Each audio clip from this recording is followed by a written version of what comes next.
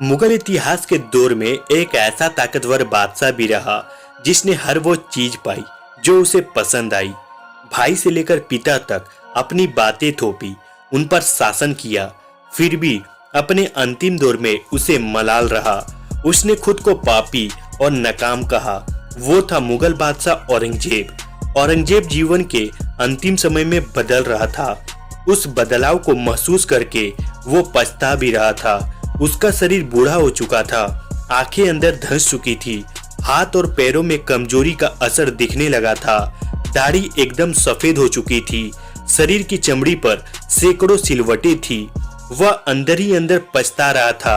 पहले कुछ कहने की कोशिश करता, फिर अचानक लफ्जों को जुबान पर रोक लेना आदत सी बनती जा रही थी।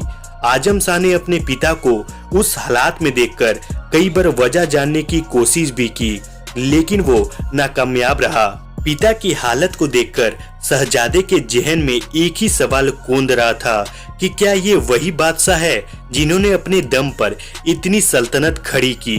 15 करोड़ लोग इनके भरोसे रहे, पर आज यह इंसान खुद अपनी ही अंगूठी और कपड़े का बोझ नहीं उठा पा रहा।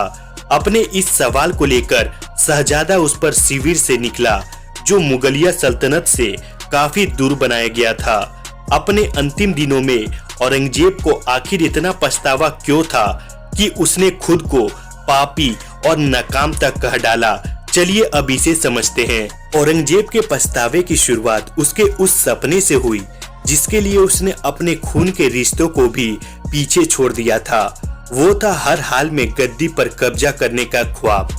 जिस समय उसकी आंखें यह सपना देख रही थी, उस समय उसके पिता बादशाह शाहजहां दारा सिकों को सम्राट बनाने की तैयारी कर रहे थे।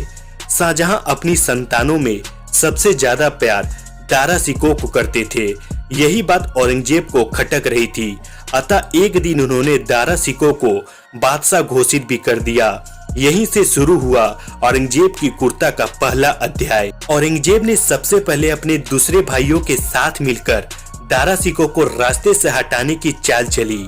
सिकों पर मूर्ति पूजक होने और इस्लाम का अपमान करने का आरोप लगाया।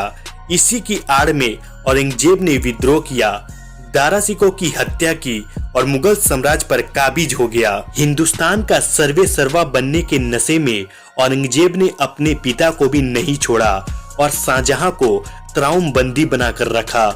औरंगजेब मुगल इतिहास का एकमात्र ऐसा बादशाह रहा है जिसे भारतीयों ने कभी पसंद नहीं किया। उसने कुर्ता की हदें पार करते हुए अपने पिता और भाई को भी नहीं छोड़ा। सिर्फ अपनों के साथ धोखा ही नहीं, औरंगजेब ने हिंदू मंदिरों को भी नहीं छोड़ा।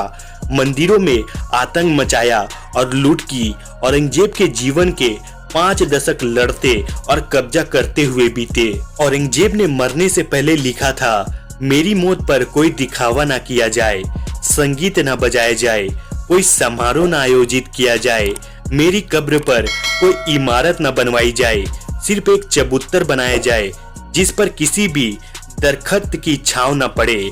मैं नहीं चाहता कि मुझे छांव नसीब हो। मौत के बाद मेरा चेहरा भी ना ढका जाए ताकि अल्लाह से सीधे रूबरू हो सकूं। इस वीडियो को देखने के बाद आपकी क्या राय है हमें जरूर बताएं। और ये छोटा सा वीडियो अगर आपको पसंद आया हो तो प्लीज वीडियो पे लाइक कीजिएगा, अपने दोस्तों के साथ शेयर कीजिएगा। अगर आप हमारे चैनल पे नए आए हैं तो प्लीज चैनल को सब्सक्राइब कीजिएगा। फिर मिलेंगे ऐसे ही ताबड़तोड़ इंटरेस्टिंग वीडियो के साथ। तब तक के लिए जय हिंद, जय भारत, वंदे मातरम।